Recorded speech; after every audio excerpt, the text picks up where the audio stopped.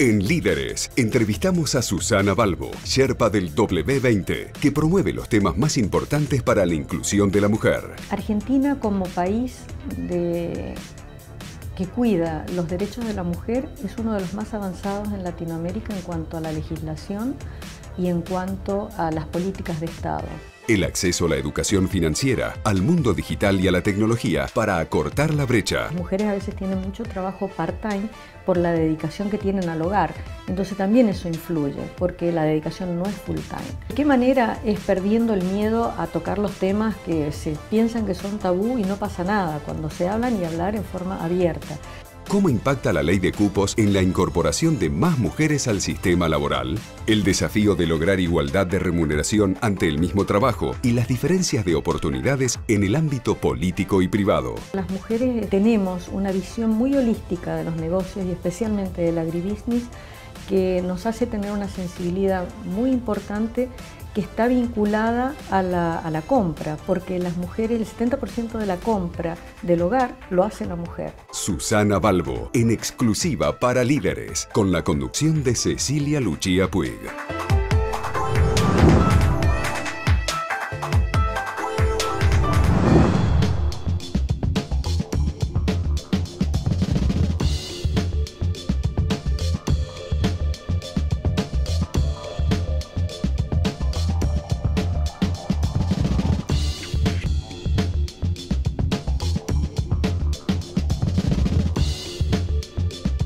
En cada botella de Coca-Cola hay una historia, en donde creer nos lleva a crear juntos. Porque creemos en el desarrollo de las economías regionales, apoyamos a los productores y procesadores que nos proveen las 42.000 toneladas de jugo de frutas y derivados que consumimos cada año, haciendo posible historias como la de Daniel. Los limones que cosechamos acá están en muchas de las bebidas de la compañía Coca-Cola en todo el mundo. Coca-Cola Argentina, con vos hace 75 años. Creamos juntos.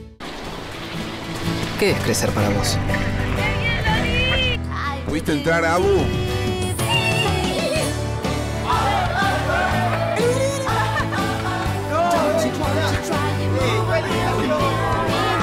Y ahí vamos a hacer el cuarto del todo. Para cada uno, crecer es algo distinto. Lo importante es tener quien te acompañe. Me parece que hice un video. Banco Ciudad. Te quiere ver crecer.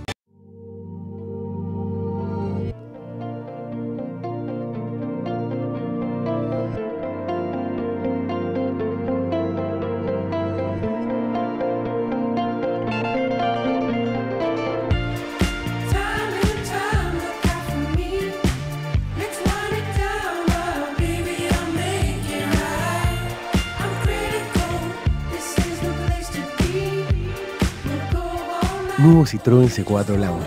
Deja que el confort te mueva. Citroën.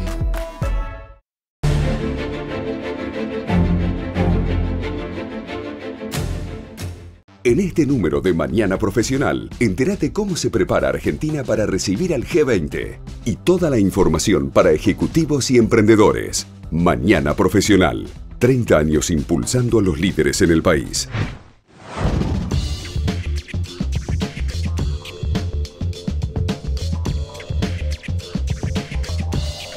Conoce cómo hacen y qué piensan los grandes líderes. Más de 100 reportajes con grandes figuras para ver. Ingresá a www.liderestv.com.ar y elegí el tuyo.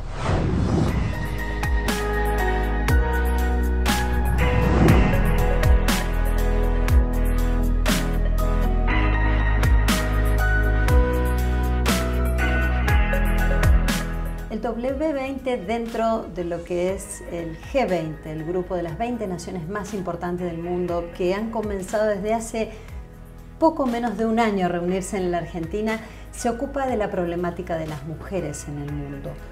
¿Cuáles dirías que son los principales desafíos que enfrentamos las mujeres para lograr más inclusión? Pienso que son muchos los desafíos porque por una cuestión tradicional la mujer viene de un rol que era más secundario y hoy lograr el protagonismo en igualdad con el hombre significa cubrir muchísimos baches. Entre ellos, el más importante, por supuesto, es la inclusión laboral. Hay muchas mujeres que están fuera de la fuerza laboral en el mundo Y luego vienen otros aparejados con esos, ¿no? Como es la inclusión financiera, la inclusión digital, las mujeres rurales, que en definitiva van a ayudar a que ese pie de igualdad se produzca. ¿Cómo describirías el rol del Sherpa del W20? Bueno, el rol que nosotros tenemos y que tengo yo en particular como chair del W20 es articular el diálogo entre todas las naciones, que son las 20 economías más importantes, pero son 19 países más la Unión Europea, así que en total somos 37 países que participamos del G20 y nuestro rol es articular este diálogo y lograr que las delegadas de cada país vayan votando y emitiendo su opinión en función de cada uno de los ejes de trabajo. Y estos ejes y estas opiniones están reflejando la situación particular de cada país. Nuestro rol es articular este diálogo y llegar a un consenso para una comunicación conjunta de todos los países hacia los líderes. La problemática de la mujer es muy diferente, de acuerdo también al país y al nivel socioeconómico de cada una de las mujeres y el grupo al que pertenecen. ¿Cómo describirías la situación que tiene Argentina dentro de América Latina y en comparación con las principales economías del mundo? Es muy interesante tu pregunta, difícil de responder en breve tiempo, pero Argentina como país que cuida los derechos de la mujer es uno de los más avanzados en Latinoamérica en cuanto a la legislación y en cuanto a las políticas de Estado. Fíjate que tiene un Congreso que tiene más del 42% de la composición del Congreso son mujeres y ahora por ley van a ser 50%. Además tenemos una oficina de la mujer que la lidera Fabiana Túnez. Tenemos el Ministerio de Desarrollo Social, está muy focalizado en el desarrollo de la mujer y hay muchas leyes que van amparando el trabajo de la mujer. De hecho, el presidente este año por un decreto determinó la igualdad de salario para la misma prestación o la misma responsabilidad. Esto es muy avanzado, hay países desarrollados que aún no tienen cubierta esta brecha salarial. Ahora, comparado con los otros países, en Latinoamérica entonces somos líderes en cuanto a los derechos de la mujer. Chile también tiene una posición muy avanzada y muy buena, que quizás es más con una mayor inclusión económica por parte de Chile hacia la mujer que la que tiene Argentina todavía. Y en cuanto a los países miembros del G20, bueno, hay mucha disparidad, estaríamos en un término medio, porque hay países que están mucho más atrasados que Argentina, como puede ser el caso de Arabia Saudita, o como puede ser el caso de India, o el caso de... incluso China. Incluso China, exactamente. Pero comparado con los países desarrollados, miembros del G7, estamos muy lejos, ¿no? Como un Canadá o un Francia que tiene hoy por designación de su presidente en todas las compañías que pertenezcan al Estado o tenga participación del Estado, el 50% de los directorios deben ser mujeres, 50% de los ministerios deben ser mujeres. Es decir, la participación por cuotas que estableció el presidente Macron es única en el mundo.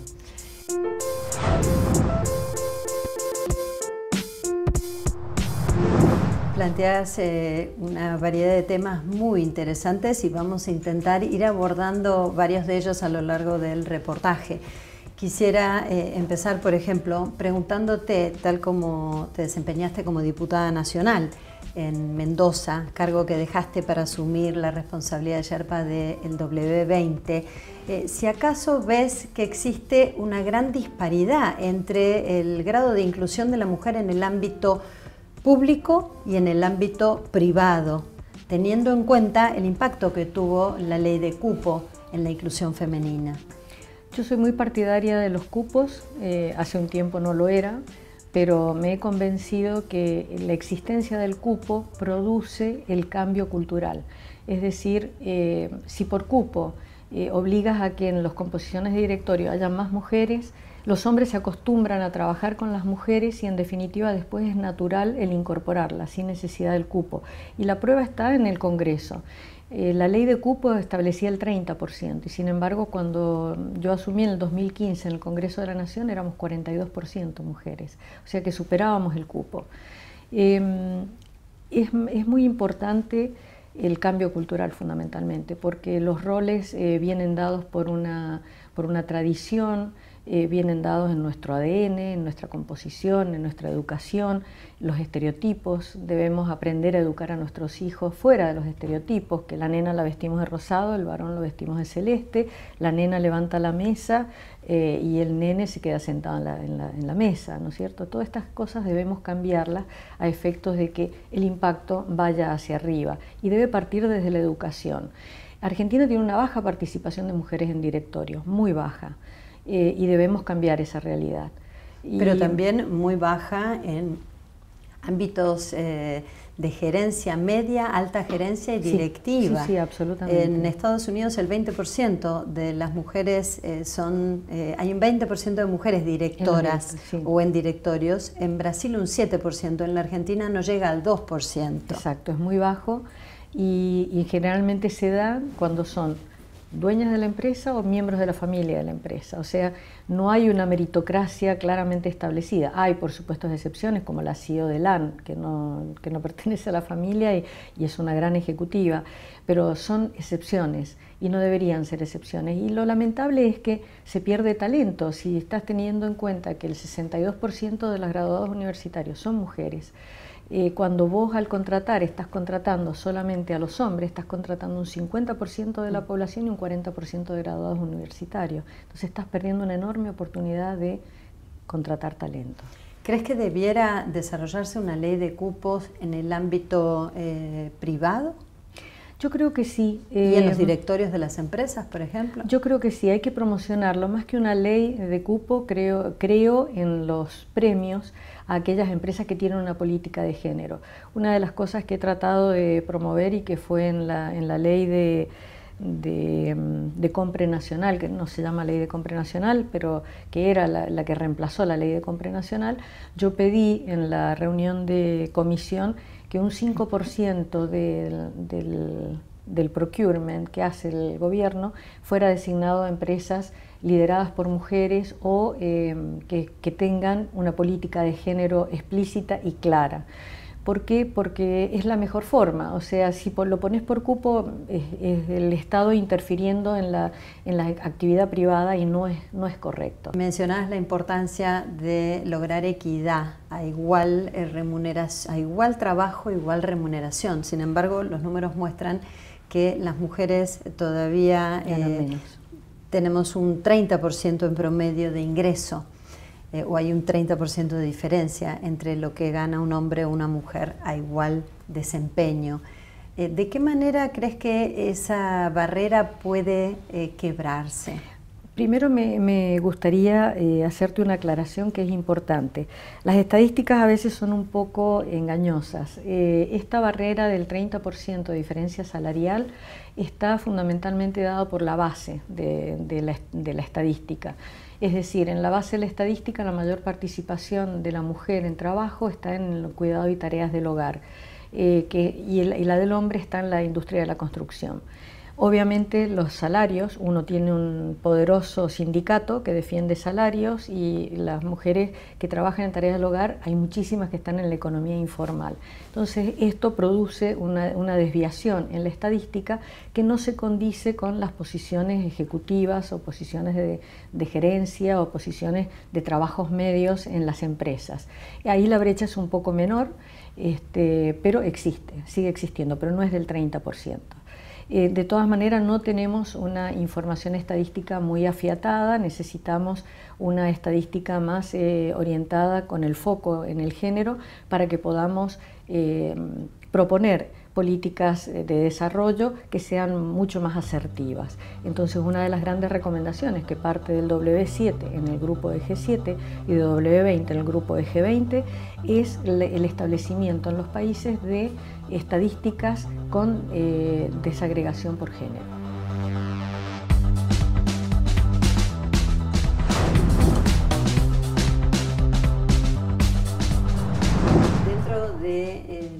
G20, que reúne a las 20 economías más importantes, entre ellas la Unión Europea, hay una agenda de temas muy intensa.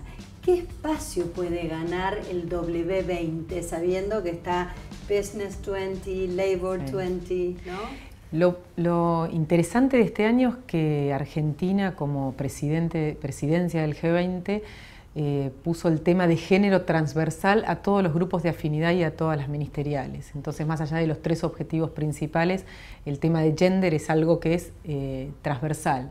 Entonces, nosotros como W20 trabajamos muchísimo con todos los grupos ministeriales de los 20 países, dándole la visión de género a cada una de las políticas que están trabajando, desarrollando. Entonces yo creo que este año en particular la agenda de género, o sea, el W20 va a tener su propio comunicado y va a poder hacer incidencia en el resto de los comunicados. De hecho, con el Business 20, con L20, con T20, con todos los grupos de afinidad, hemos sacado comunicados en conjunto, todos con la visión de género. Entonces yo creo que soy muy positiva en pensar que va a ser un año muy afirmativo y positivo para el desarrollo de la mujer, el desarrollo económico de la mujer, ¿no? ¿Cuáles dirías que son los valores que la mujer trae al mundo del trabajo? Y la mujer al mundo del trabajo, nosotros lo que estamos viendo, lo que vimos durante este año y con todas las estadísticas que hemos revisado, la mujer siempre que piensa en el trabajo, en el desarrollo, en la generación y en la productividad, siempre que piensa en este tema y en cómo desarrollarse, automáticamente lo vuelca a su familia. Es algo que con todas las mujeres... Tiene algo muy expansivo. Muy expansivo, o sea, la mujer desde la producción de sus alimentos y la venta de su alimento automáticamente lo hace expansivo a su familia. Entonces, lo que vemos de valor agregado es que la mujer puede ser uno de los integrantes de la reconstrucción de la red social, ¿no? de poder tener el mundo y países más sustentables, ¿no? En cuanto a lo social, a lo económico y a la producción de alimentos. Bueno. ¿Ves que hay alguna diferencia desde el rol que tiene la mujer según la generación en la que esté? ¿Cuáles son los cambios principales que vos ves dentro de las generaciones más jóvenes, los que son millennials para abajo? Bueno, tengo mis hijos que son no millennials para abajo, son millennials, mis hijos, y ellos veo claramente que en el desarrollo y en la distribución de las tareas del hogar son equitativas. Lo veo mi hijo con su esposa o mi hija con su esposo, el cuidado de los niños, todo es muy equitativo, pero esto también tiene un sesgo cultural. Mientras vamos hacia las personas más vulnerables, todavía existe un machismo muy marcado y es necesario, por eso yo hablaba de la educación sin los sesgos, en donde las responsabilidades, los padres tenemos que enseñarles a los hijos que la igualdad y la paridad es general y es para hombre y mujer, entonces es un tema cultural, pero en determinados niveles educativos esos sesgos ya se están eliminando. ¿De qué manera la mujer puede aprender a monetizar mejor el uso de su tiempo y a incluir el dinero en sus conversaciones habituales sin que sea un tema tabú, entendiendo el dinero como la respuesta a la generación de valor, ¿no? Bueno, en primer lugar, lo que estamos abogando desde el W20 es la evaluación económica, el impacto económico que produce en el Producto Bruto de cada país esas horas de trabajo que la mujer no están monetizadas, no están asalariadas, que son entre 4 y 6 horas por día, no es poco. Por eso también influyen las estadísticas que hablamos de la brecha salarial, que las mujeres a veces tienen mucho trabajo part-time por la dedicación que tienen al hogar. Entonces también eso influye, porque la dedicación no es full-time. ¿De qué manera es perdiendo el miedo a tocar los temas que se piensan que son tabú y no pasa nada cuando se hablan y hablar en forma abierta?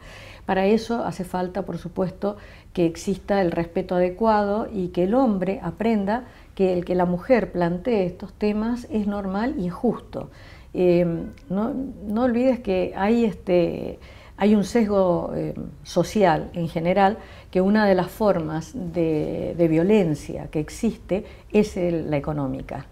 Una mujer que depende económicamente de su esposo Cuando el esposo está disconforme con alguna cosa, lo primero que hace es cortarle la tarjeta de crédito o no darle dinero, o si se separa y se divorcia, no pasarle la cuota alimentaria. Esto es natural y eso es otra forma de violencia. Entonces hay que aprender a hablar con tranquilidad. Hoy que el Código Civil ha cambiado y se puede establecer previo al matrimonio las condiciones económicas en que se va a desarrollar ese matrimonio, las mujeres tienen que aprender a hacer valer esos derechos y el hombre no tiene que ofenderse. Susana, vos sos enóloga, te recibiste con medalla de oro en la universidad en Mendoza.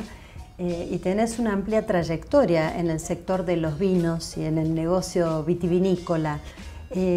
¿Cómo ves la realidad de la mujer en el campo, sabiendo que tiene un rol protagónico, aunque a veces no se note tanto? Mira, en la industria vitivinícola en particular y en el campo en general, cada vez hay más ingenieras agrónomas. De hecho, más del 60% de los ingenieros agrónomos que se gradúan son mujeres. Veterinarias, mujeres enólogas, licenciadas en enología, y lo que les cuesta es llegar a los puestos de decisión, y creo que es una combinación entre que las empresas no les terminan de dar la oportunidad por el hecho de la edad fértil y las licencias por maternidad y el cuidado de los hijos y la necesidad a veces de contar un poco más de flexibilidad con su tiempo para poder atender un hijo enfermo, que no lo delegamos. Esto es una realidad, ni siquiera en las manos de las abuelas, por lo menos yo no lo hacía, entonces y mi hija tampoco lo hace. Necesitamos que las compañías tengan un poco más esa flexibilidad, pero las mujeres tenemos una visión muy holística de los negocios y especialmente del agribusiness, que nos hace tener una sensibilidad muy importante que está vinculada a la compra, porque las mujeres, el 70% de la compra del hogar lo hace la mujer, los vinos incluidos. Entonces, si vos tenés incorporada una mujer en los puestos de decisión, en los directorios, en los puestos de producción, el producto que vas a tener va a estar mucho más orientado al público comprador que si no tenés mujeres incorporadas. Por eso cada vez son más las mujeres que están trabajando, a pesar de que les cuesta llegar a los puestos de decisión. En el ámbito entrepreneur, en el ámbito de la mujer que se desarrolla de manera independiente, no está ese techo de cristal, aunque los desafíos los plantea el mercado y la competencia. Con la experiencia que has tenido a partir de desarrollar tu propia bodega con gran crecimiento internacional, ¿cuáles dirías que son los principales valores que tiene que llevar o herramientas que necesita la mujer para tener éxito en el ámbito emprendedor? Mira, hay 2 o 3 cosas claves. Una de ellas es confianza en sí mismo, tener confianza en que podés hacerlo. Segundo, capacidad de resiliencia, porque si alguna vez te va mal, no vivirlo como un fracaso. Yo tengo una frase rectora en mi vida, que los fracasos no existen. Porque de los fracasos se aprende genuinamente. Claro, existen las malas y las buenas experiencias, y aparte lo que nosotros llamamos fracaso socialmente es un nuevo punto de partida. Es decir, vos ahí no te fue bien porque te equivocaste en algo, aprender de ese equívoco, de ese error, para partir nuevamente desde otro punto.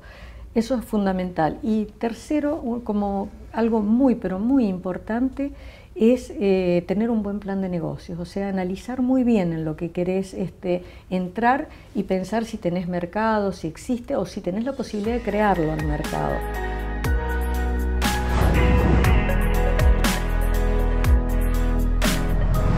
¿Crees que las mujeres jóvenes profesionales a veces les falta el coraje y la determinación de aceptar los desafíos cuando se les proponen? Y también hay una parte cultural de no animarse a crecer y de ver que el camino es muy difícil y decidir estancarse en su desarrollo profesional. El ver el camino difícil está en tu imaginación, porque mientras no lo estés transitando no sabes si es difícil. Así que el camino difícil es de cómo querés ver el futuro y las posibilidades que tenés para desarrollarte. Yo lo que creo es que la mujer en general puede sentirse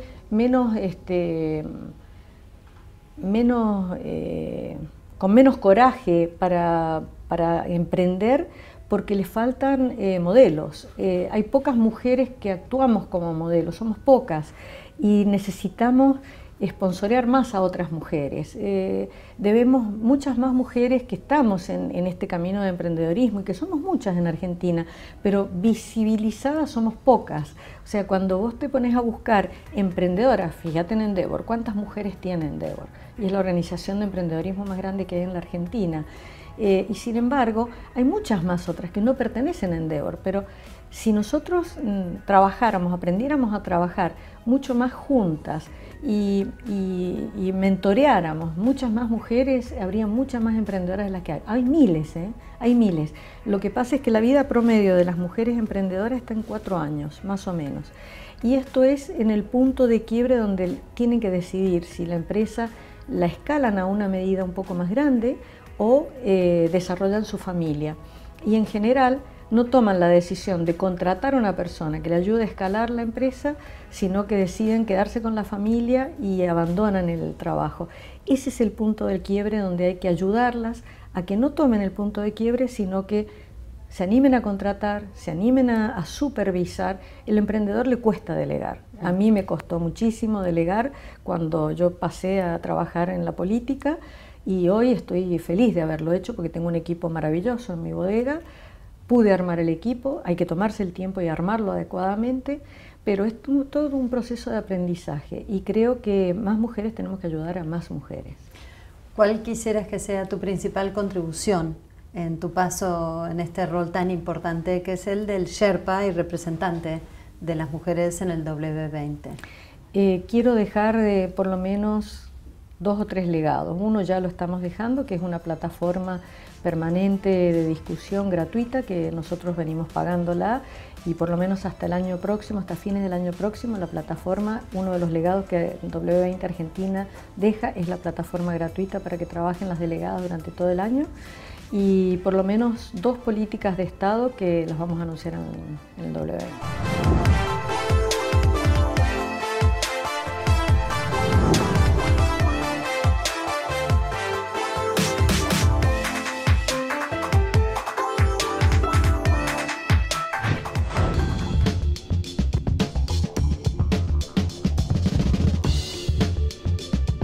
En este número de Mañana Profesional, entérate cómo se prepara Argentina para recibir al G20 y toda la información para ejecutivos y emprendedores. Mañana Profesional, 30 años impulsando a los líderes en el país.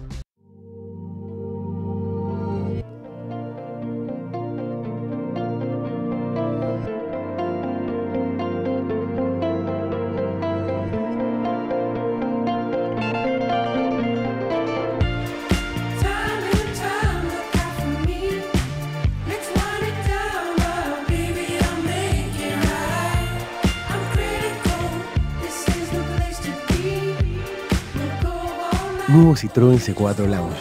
Deja que el confort te mueva. Citroën. ¿Qué es crecer para vos? ¿Pudiste entrar, Abu? Y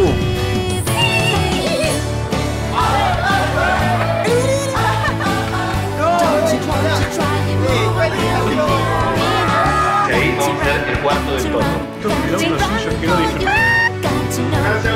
Para cada uno, crecer es algo distinto. Lo importante es tener quien te acompañe. Me parece que hice un video. Banco Ciudad. Te quiere ver crecer. En cada botella de Coca-Cola hay una historia, en donde creer nos lleva a crear juntos. Porque creemos en el desarrollo de las economías regionales, apoyamos a los productores y procesadores que nos proveen las 42.000 toneladas de jugo de frutas y derivados que consumimos cada año, haciendo posible historias como la de Daniel. Los limones que cosechamos acá están en muchas de las bebidas de la compañía Coca-Cola en todo el mundo. Coca-Cola Argentina. Con vos hace 75 años. Creamos juntos.